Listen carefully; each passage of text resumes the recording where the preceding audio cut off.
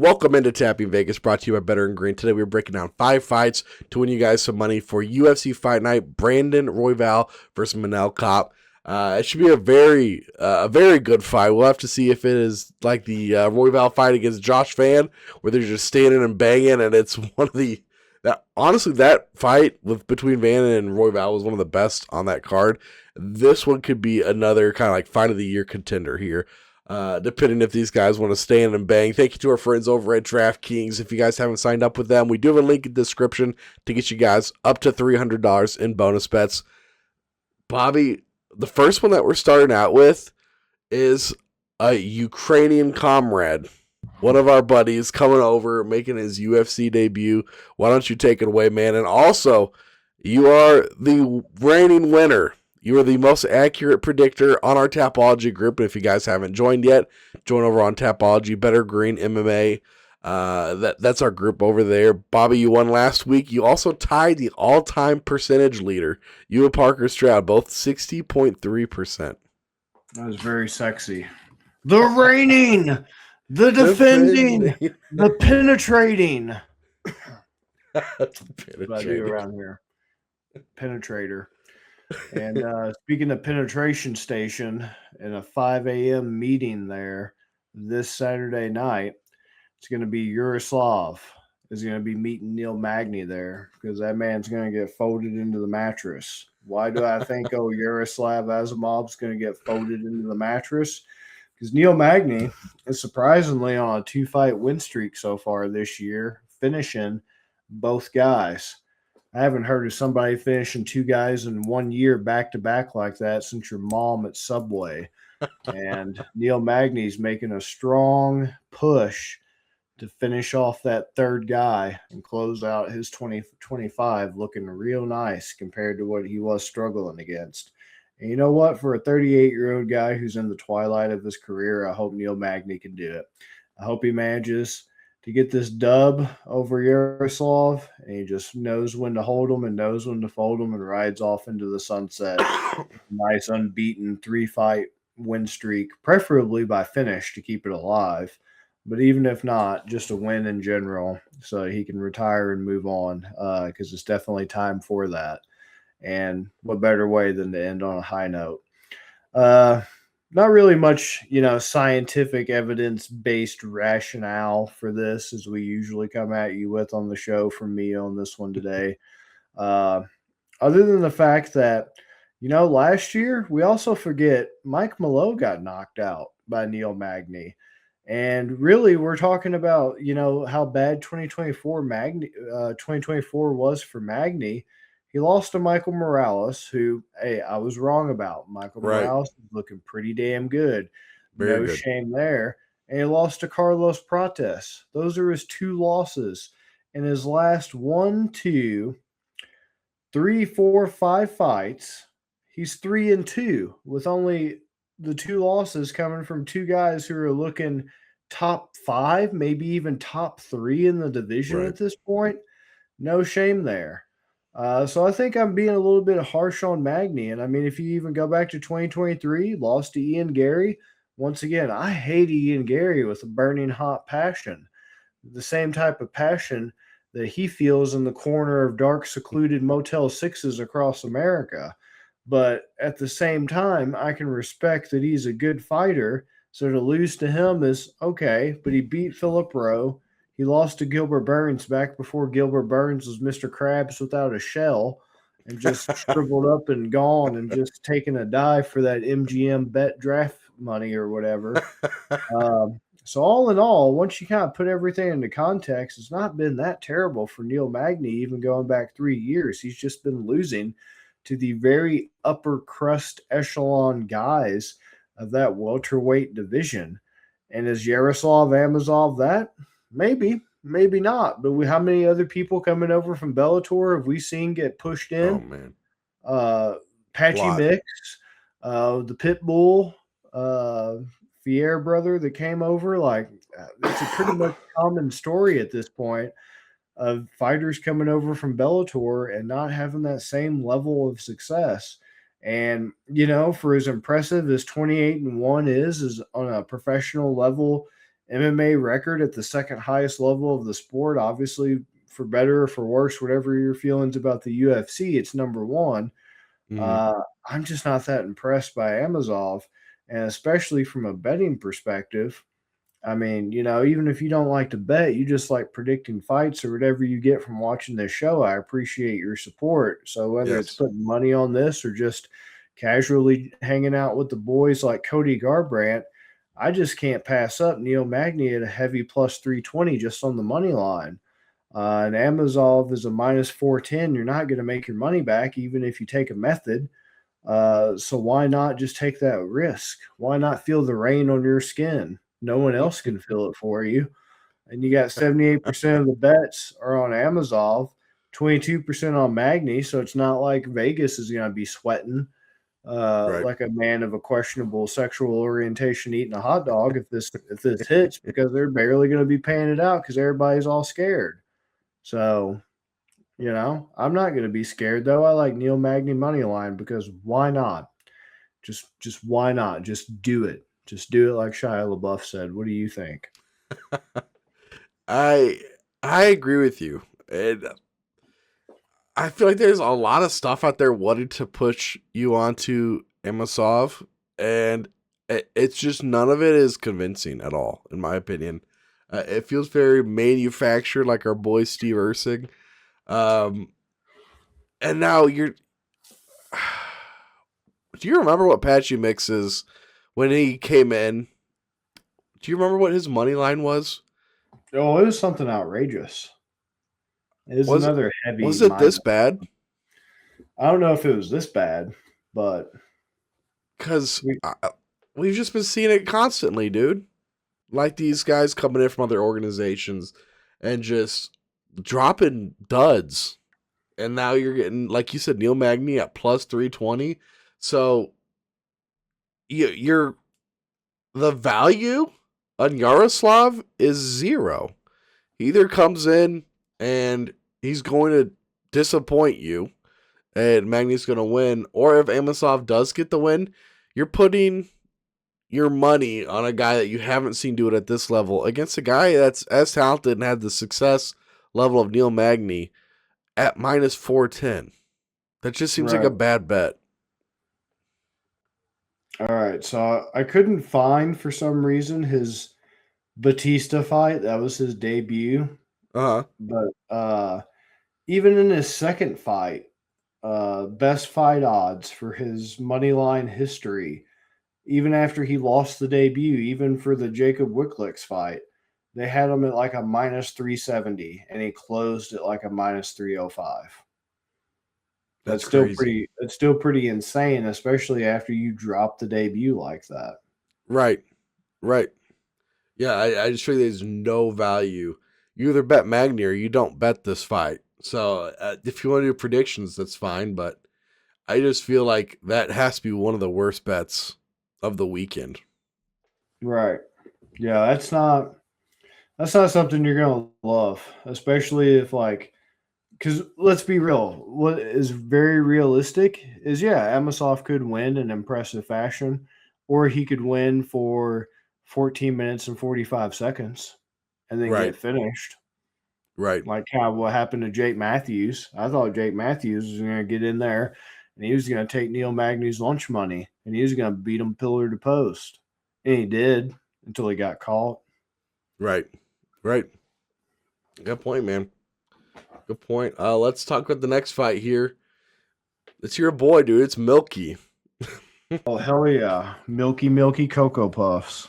Yeah, it is, man. Milky Costa versus Morgan Charrier, I believe. This is talking about a fight that had crazy odds. Vegas is letting you have your pick here. Minus 110 for Bell. This is like an NFL game. NFL spread here. Minus 110 over minus 215. Vegas thinking that this one is probably going to go to decision. I can't disagree with them. I also think this is going to be a pretty close fight. I think I picked against Milky every time. I don't think I'm going to do it this time. I think I'm actually going to be on Costa here.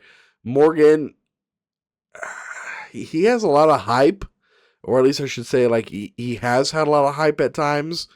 I just don't see it, man. Unless you're seeing something that I might be missing. I think I like Milky here at the -110. You don't need to get crazy and take any methods. What do you think? Yeah, I like Costa a lot better as well. You pretty much were very descriptive with where I was going with this. I know for some reason people have been getting esophageal damage from Morgan Charrier since he came into the UFC 2 years ago. Yes. And granted, it was a great debut, KO TKO over Manolo Zucchini, who's working in the zucchini factory right now Yeah. because I haven't heard of that dude since then. And then Gabriel Miranda, and he lost to Shepe Mariscal, which that was like a rematch, I believe. So that's pretty cool. Um, Lost to Nathaniel Wood, just barely beat my boy Landwehr, knocked him out in Hmm. round three. That's unfortunate, but is what it is.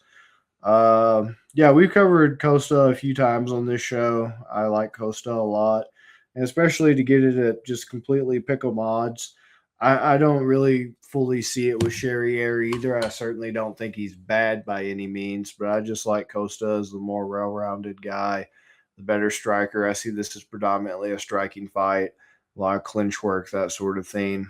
Um, I'll go with Costa as well, just to keep it nice and consistent and Yeah. not much more to add to it. 66% of bets on Costa, 61% of the money. So, Oh, interesting. unfortunately, that is the public side. That's where all the money, not all the money, that's where the majority of the money is. So, don't love that part, but I like Costa enough to ignore those numbers. Right. All right, Bobby, you take the next one. Cesar Almeida versus Cesare Olajaychek. Nice little middleweight fight that we have here. Cesar Almeida, Brazilian guy. So, UFC's kind of full of the Brazilian fighters. He's been in the UFC since 2023 as well. Got his Contender Series debut, beating Lucas Fernando by decision. Ever since then, Dylan Budka won. Split decision loss to Kopylov, no shame. Ihor Prateria, congratulations, you passed the Ihor Prateria test, so you're not like absolute bottom of the barrel trash can. Abdul Razak Al Hassan, you love to see it. Left hook finished him in round one. See you later, smell you later, loser. Um, so doing pretty well for himself so far in the big UFC out there, working real hard. And then you got Cesare Olajaychek. So Cesare Olajaychek is the brother of Michel Olajaychek, and very new to the UFC. This would be his main UFC debut. Got his Contender Series out of the way. Nice little hammer fist round one finish. Um, Other than that, not much really going on. He's got 16 and 3s his record. 25 years old, so right at a lot of room to grow in the sport. Nice age, nice level of experience without starting to be a concern about wear and tear and mileage. So really, just coming into the UFC at the best possible time for his development. So hopefully he does succeed because we need more talent and we need more people to start taking over for people that should have already retired, Justin Gaethje, or maybe are very close to it, like Max Holloway. We've seen Dustin Poirier leave recently. Uh, so you like to think that these Contender Series guys and girls can actually go on to do something and be worth watching with the longevity in the sport. Uh, as far as Ella Jacek going up against Almeida, I have to say I was surprised at the turnaround that his brother Michel has made. And, I think a lot of that had to go with training with the fighting nerds. That was a smart move to go do that. I know that team has kind of lost some of their luster and kind of like their appeal with the losses they've had this year. But overall, it's still a very solid gym, and it's probably better than most places. Unfortunately, that these guys are kind of having access to in Poland. Unfortunately, it's a very good scene for MMA, but not exactly some of the best known gyms at this time. So Olajaychek being Michel's brother and kind of having like a similar style, that sort of thing. could potentially help him out in this fight because, yeah, this is a very close fight. This is one where, I mean, with any fight, you could see any outcome happening. I mean, that's just the nature of MMA and that's the nature of UFC, especially if you start betting money on it. You got to prepare yourself for any and all outcome. And, it's where I get myself into trouble sometimes is acting like, oh, well, that's just not going to happen. That's just very unlikely. And it's like, okay, well, that's exactly what's going to happen. Uh, my biggest beef with this is I lean Olajaychek, but it sucks because he's at minus 205 money line, and you got Almeida to plus 170. So you're not really getting much there. And I don't feel confident enough necessarily about this fight to go with a method. You got 71% of bets on Olajaychek, 29% are on Almeida. Nothing crazy there. Pretty simple stuff. Yeah, you're only getting an Olajaychek KO, TKO at plus 110, which is what I feel like is most likely. If you want to go decision, you get better at plus 400, but I don't see this going to decision. Both guys are too strong of finishers so far for that to kind of be at play here. So that's the unfortunate part is you're not going to exactly be, walking away with a pocket full of cash on any of these by any means. But I mean, the guy has just been on a tear. Last loss 2 years ago. Before that, he hadn't lost since 2019 for Olajaychek. Uh, nice little amateur history as well. But without getting too crazy and everything, because you obviously don't want to have too many amateur fights before you go pro, because that adds up to the wear and tear. But I mean, 25 is a great age, and 6'3", 75-inch reach, nothing crazy. Almeida's probably going to be pretty close. Let's see, 6'1". Okay, so he's got the height and reach advantage as well. Age is pretty significant, 25 versus 37. 37 is not super old for middleweight, but this isn't light heavyweight. This isn't heavyweight. It is going to play a role in it, which is also crazy because, I mean, he's 37 but has less fighting experience. So, not a lot of wear and tear, but you're 37, so double-edged sword there. Not a lot of experience. Not many.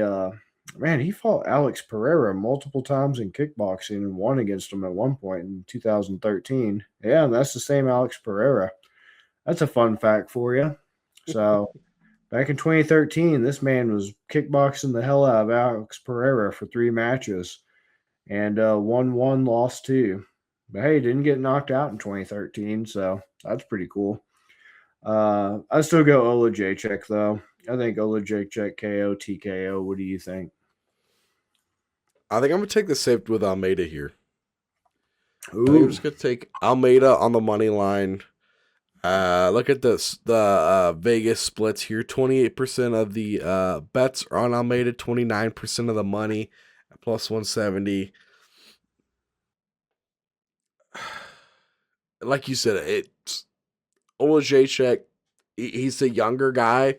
Almeida, I just think that he's got the experience. He just finished with Abdul Razak Al Hassan the last right. fight. I think he could do it again. I think he could get the knockout. I mean, you're looking at what Vegas has the over under at. They did the 1.5 line, 1.5 rounds, and the unders plus 124. So you would just imagine this 2.5 line. It has to be the over 1.5 is minus 160. So under 2.5 would probably be minus, I don't know, 240 maybe. So they think this fight is going to end in a finish, and you were just saying that it's the Olajaychek finish. I'm on the side of the Almeida finish. I mean, he's a pretty good striker. What can I get Almeida KO at? Any method Almeida KO plus 400. Don't think that's Well, good enough to take me off of the just money line of plus 170. I don't want to get too greedy there, so I'll take Almeida plus the 170. But maybe the course of action here is to take this fight not to go the distance. yeah, maybe that might be a smart move for sure. All right, next fight we were talking about is Giga Chikadze versus Kevin Vallejos. I'll keep mine pretty short here. Not a big Giga guy, and I love Vallejos. I think he's going to get this one done. Vallejos right now you can get. Let's see. I want to see what a Vallejos KO is. Vallejos KO plus 185. Yeah, I'm taking that. I mean, you can get the. I think I was looking at this earlier. The KO decision for Vallejos is minus 275. So they think it's gonna be one of those two. I think that he's gonna put out Giga's lights here. 85% of bets, 84% of the money. He's a very public bet, but even the sharp bettors aren't rushing to Giga's defense. So I like Vallejos. It's a nasty line, but I'm gonna avoid the minus 305 and take the plus money with the KO. What do you think? Yeah, don't watch this fight unless you want to see a dead body. Giga Chikadze, we talk about industry plants a lot on this show. We just talked about one. We just talked about Steve Ursig. Mm. Giga Chikadze is probably one of the biggest industry plants as well. I remember when that man came in to the 145 scene.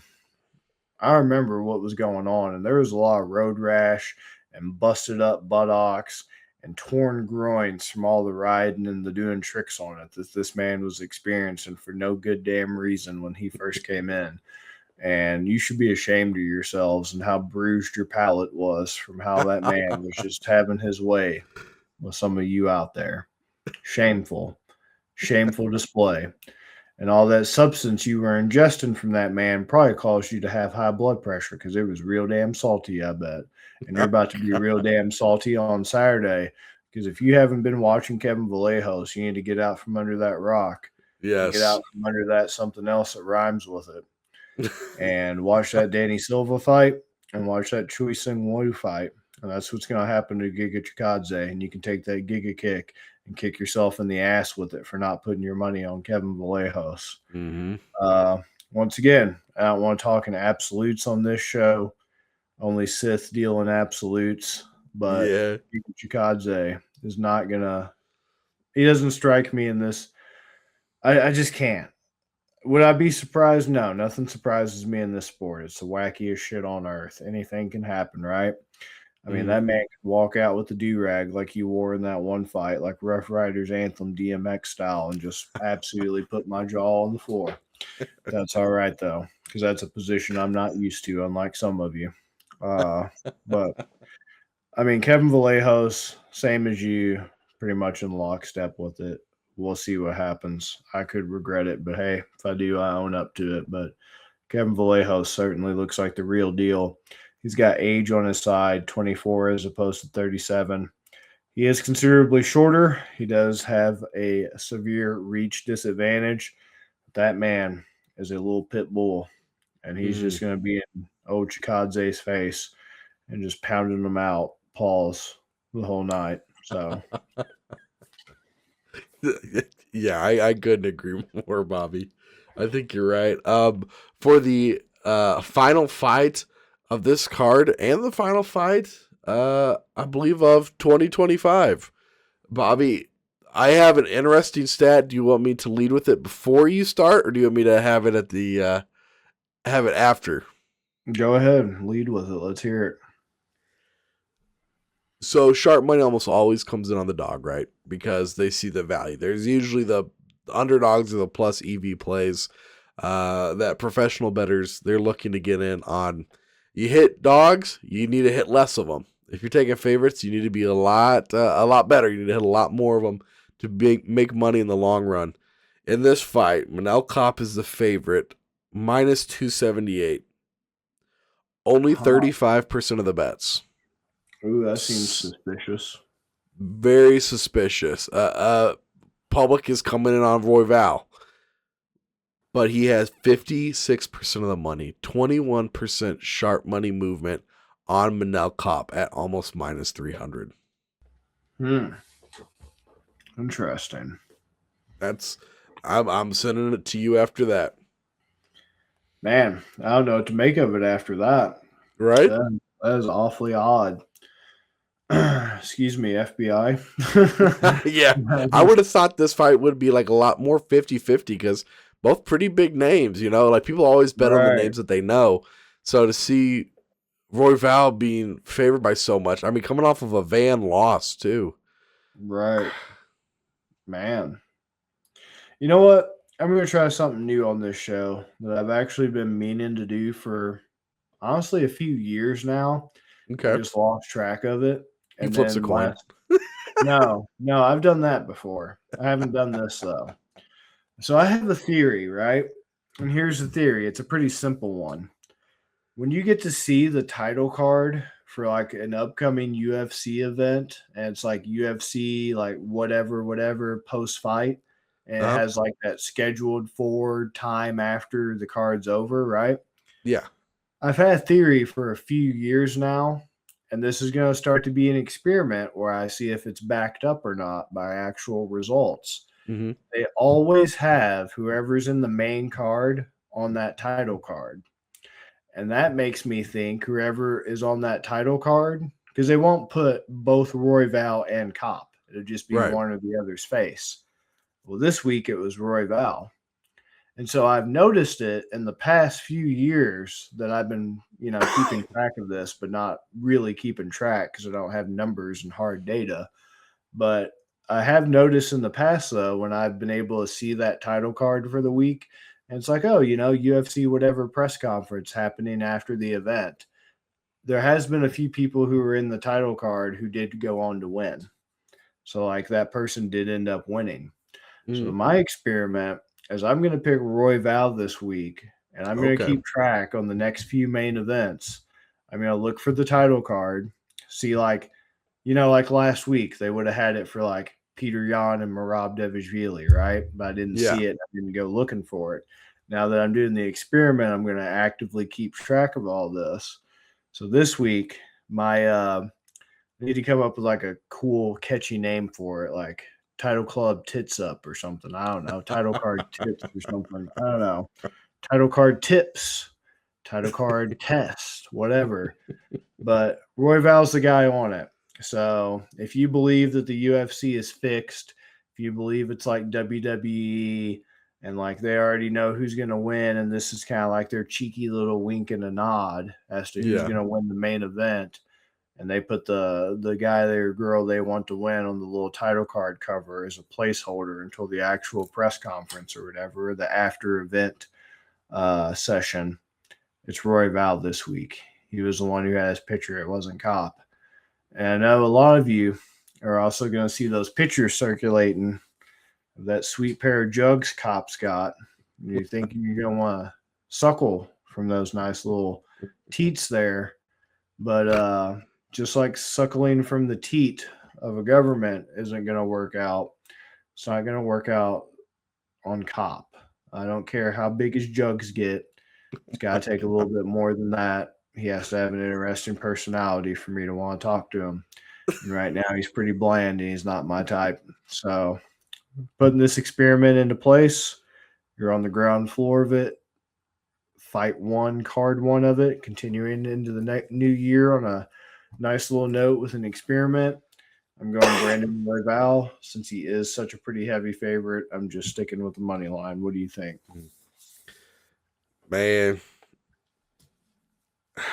I don't blame you. And really, if it's coming down to my personal preference, who I like more and who I think is the more well-rounded fighter, I think I do agree. I think it is Royval. But you're going But to pick that Tits McGee. I'm gonna pick Tits McGee, and just because that Vegas split is so weird. You never see that a 21%, and I might even write an article about this. It's that weird that I feel like I need to bring that to people's attention, and also, so I feel like that makes it to be where you really are like, okay, I need to put money on Kape. But then the minus 278, it's just such a bad number that people aren't going to want to bet it even with that information. So then you're going to want to take a winning method. And then that's when they just start collecting money again because people they're going to be bets on all three: decision, KO, and sub. And the people are going to be I don't think Kape's much of a sub guy. I believe he's much more of a striker. They're going to be collecting money from two of those. And then the money that comes in on Royval, which once again, Royval had, 65% of the bets? It's just, yeah, it was a lot. it's just very, very odd to me. So I think that, like, the Manel Kape, man, I really don't want to take Manel Kape money line, but I mean, I'll look real quick to see what the methods are. But decision or KO decision minus 265, of course. They're just not giving you anything. DraftKings changed the way that looks now. Now they have the single methods just straight across. I noticed that too. That threw me off. Like, I keep doing that, dude. What is this? Yeah, I need to get used to that. Now, KO, TKO plus 130, decision plus 215. I think it's going to be one of those two, but once again, they're making you pick one, and it's probably going to be the other one. Right. I wish that I don't believe anywhere has betting percentages of methods. So you're just kind of like in the water without a paddle. Oh, man. I'll do Kape money line because I feel like I'm just playing a losing game there if I'm trying to pick between those two. So Kape money line, it's a disgusting number, but I would rather come out with a third of a unit than losing a full one, you know? Same. Yeah. Not bad at all. Not bad. All right. Bobby, every single week we give people a big plus money odd bet. We call it our haymaker. What is the haymaker that you have for us this week? Yeah, this one's going to be a bit tough this week. Nothing really on this card's kind of standing out to me. Crazy that Marab just got absolutely destroyed by Peter Yan. I was pretty wrong about that, but hey, just goes to show, man. Just when you think you got it all figured out, right, Peter Yan comes and destroys things. Yeah. So that's pretty wild. But that's what those Russians do. I know, man. Props to him. Props to him for that. That was a really cracker of a fight. What can I say? Let's see. And I sent you that little title card thing that I was talking about. Did you? Okay, good. More logical what I'm talking about there. Gotcha. Oh, I see it. We're going to get a little X-Files investigation going on as to if the UFC gives you a little wink at who's going to win that week. Yes. Like, oh, this is the guy we wanted to win the press conference. Man, Costa, where are we getting Costa? Costa. That's the crazy thing, though. Oh, man.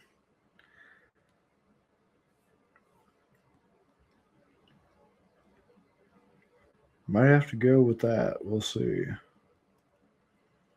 Oh, we got King Green on this card. We forgot our boy King Green. You know what? Screw it. I'll go with it just for giggles. You got Melquizael, Costa, KO, TKO at plus 1,200. It's probably the biggest thing on this card. Okay. And that's what it's all about. Costa.